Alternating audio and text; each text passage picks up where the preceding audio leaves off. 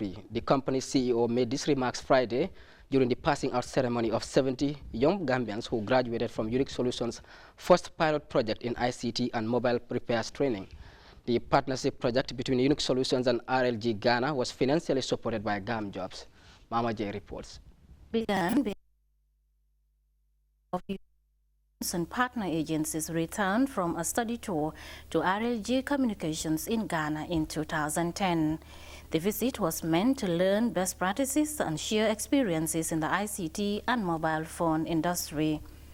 It could be recalled that 10 months ago, Unique Solutions launched the first phase of the program with financial support from Gamjobs. The pilot project is meant to equip Gambian youths with the requisite skills, as well as build on the Ghanaian success story on the training of young people in the repairs, servicing, maintenance, and assembling of mobile phones. The Chief Executive Officer of Unique Solutions, Papa Yusuf Njai, commended the government of the Gambia for creating the enabling environment for them to contribute their quota to national development. Mr. Njai encouraged young people to venture into the ICT sector and saw the need for an exit strategy. He called on development partners to create the much-needed jobs for the future entrepreneurs. According to the CEO of Unique Solutions, his company has already given internship to 3 graduates and pledged to sponsor 10 kiosks for the most outstanding ones to start operating their own businesses. Some of the stories of these young men and women are indeed worth paying attention to.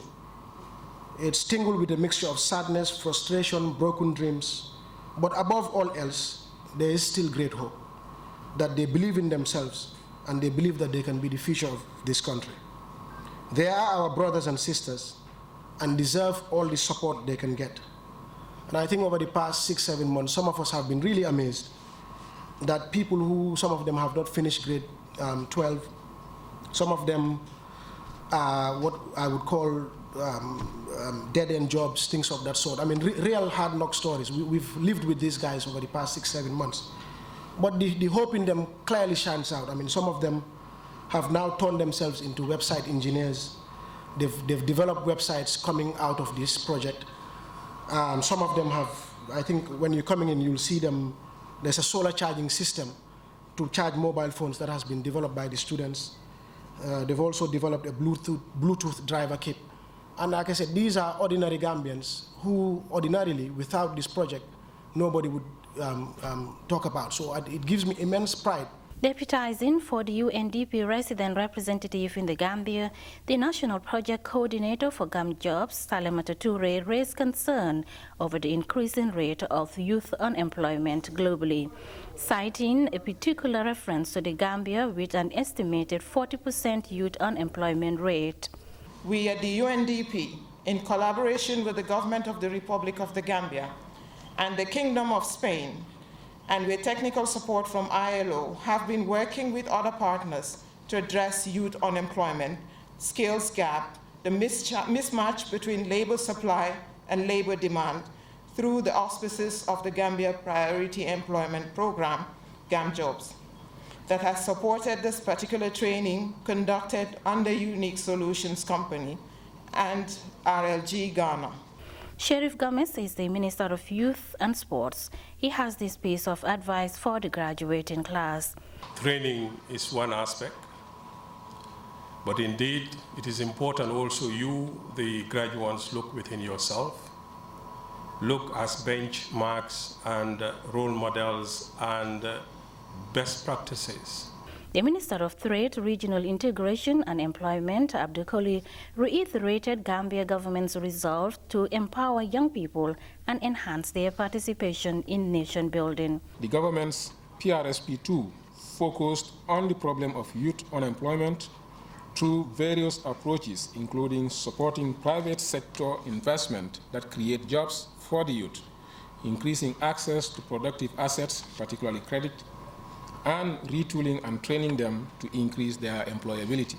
RLG Communications is a Ghanaian-owned limited liability company engaged in the production of communications equipment such as mobile phones, laptops, and a host of others.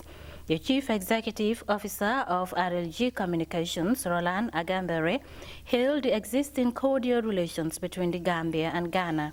Mr. Agambere revealed his company's plan to inject $2 million into the Gambia's economy in an effort to create employment opportunities for the country's youths. This year, we are going to invest $2 million to be able to kickstart the project. Our hope is, as we go along, governments will see the dream and would continue to support the youth by engaging more youth in the training process. Because as we grow, we will need a lot of these youth in the assembling plant. And our principle is to have at least 10,000 youth ready to be deployed in the assembling plant before we can establish an assembling plant.